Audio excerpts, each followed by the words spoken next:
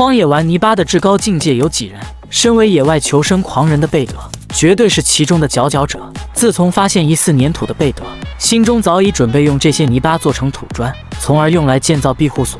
他把粘土加水搅了一下，用细腻双手捏成长方形的砖块。显然此法耗时又耗力。他找到松树皮制作成砖块模具，并用石头压住周围以防变形。建营地所用到的砖头显然远远不够，所以他要做更多的砖块。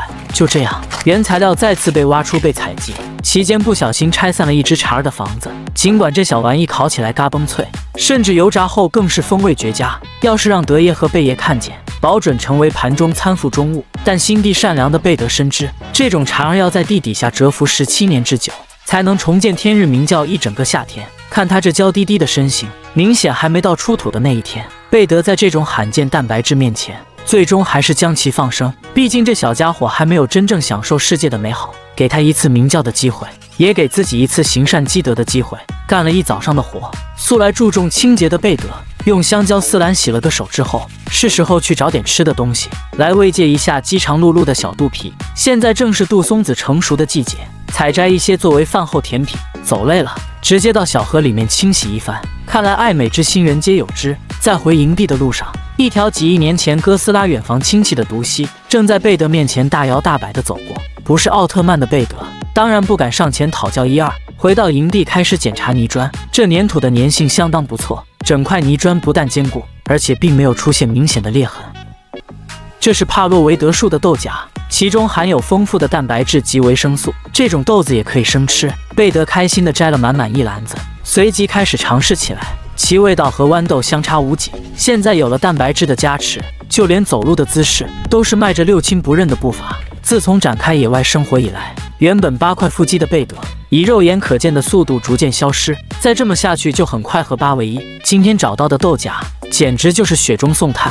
补充完卡路里的贝德决定去野外寻找一些搭建营地的材料。他很快收集了一堆松树皮，这种树皮质地柔软，只需要用香蕉丝兰制作的绳子简单将其捆起来，很快就能得到一张堪比席梦思的柔软床垫。贝德的荒漠生活是肉眼可见的好了起来。夜晚围坐篝火边，看着星月争光，微风烁烁回响，吃着甘甜可口的豆荚，人生一下子就不那么彷徨。这一天就这样充实的过去了。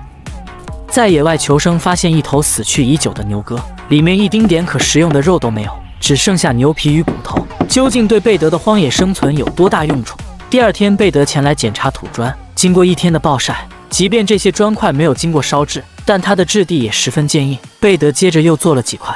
转眼间到了下午，全身臭气熏天的贝德决定前去河里感受一下冰火两重天的感觉。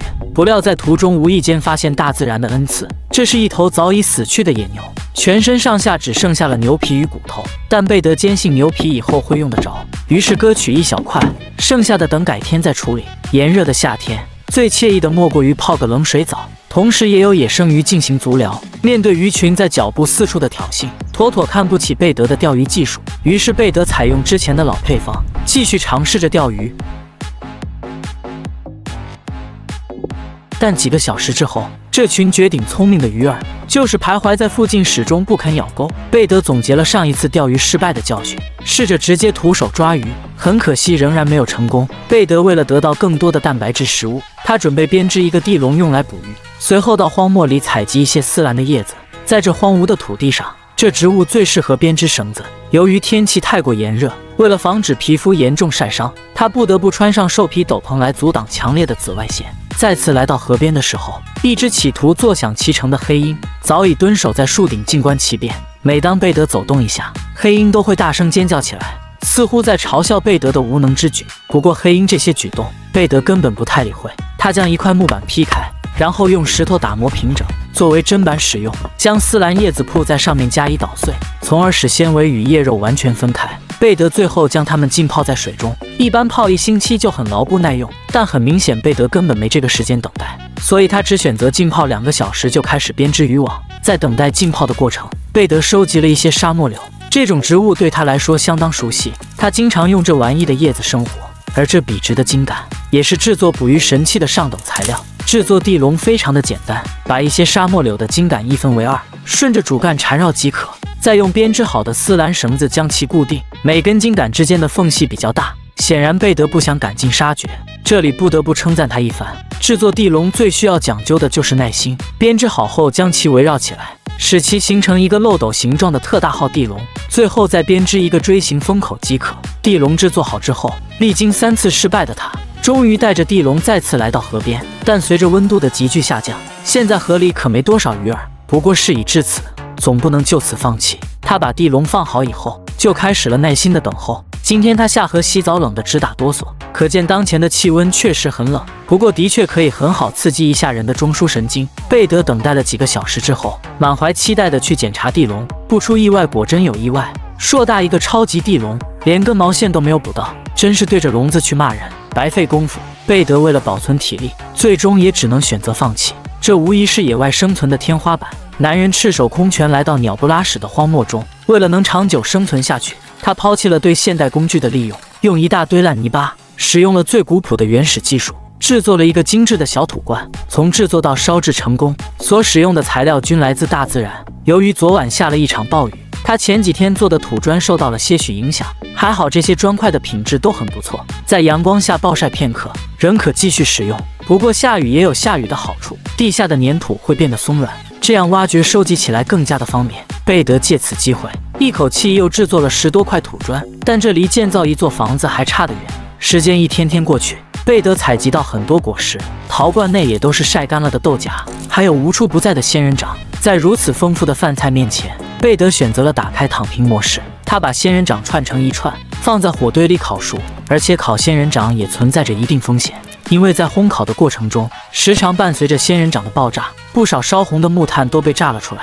幸好平时行善积德，才没有被烫伤。仙人掌烤好之后，贝德突然没心思去吃它，而是直接躺下睡了过去，一直睡到第2天中午，贝德才懒洋洋的起床，吃一些烤豆荚充当中午餐。因为贝德现在的粮食已经足够了，于是今天又是躺平的日子。看来贝德最近的心灵需要自我修复一番，毕竟长期一个人在荒郊野外，缺乏语言的沟通，很容易形成自我封闭的心理疾病。几天过后，贝德总算振作起来了，他开始挖土制作土砖。通过贝德的努力下，制作出来的土砖越来越多，很快就有足够土砖用来搭建营地了。贝德在野外生存究竟有多讲究？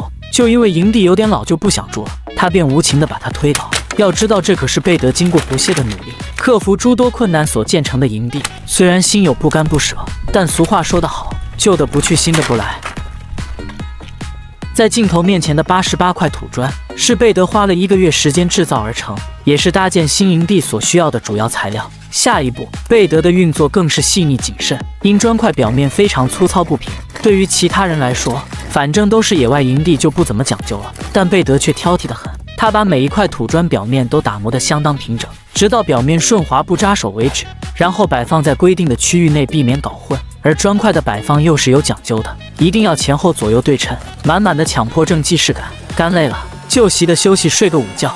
足足用1天的时间，贝德才把所有砖块打磨好了。下一步就是把老庇护所的地面打扫得干干净净，为搭建新营地做好准备。他用树枝在地上画好草图，根据草图的设计，按顺序摆放砖块，砖块之间的缝隙用泥土堵住，这样可以防止蚊虫和风雨金乌搞偷袭。特别遇到下雨天，泥土受雨水影响，顺便也可以使砖块之间相互贴合，它的原理接近于水泥的作用。一整天下来，贝德很快就搭建好了一个灶台，以及垒起来2层砖块的墙面。天色渐暗，今天就到此结束。第2天一大早，贝德用新搭建好的灶台煮了一锅豆子。由于没有其他蛋白质来源，这些日子里的食材除豆子以外就是一些野果。贝德很早就把这些东西吃腻了，为了换换口味，他来到庇护所不远处收集了一些苋菜。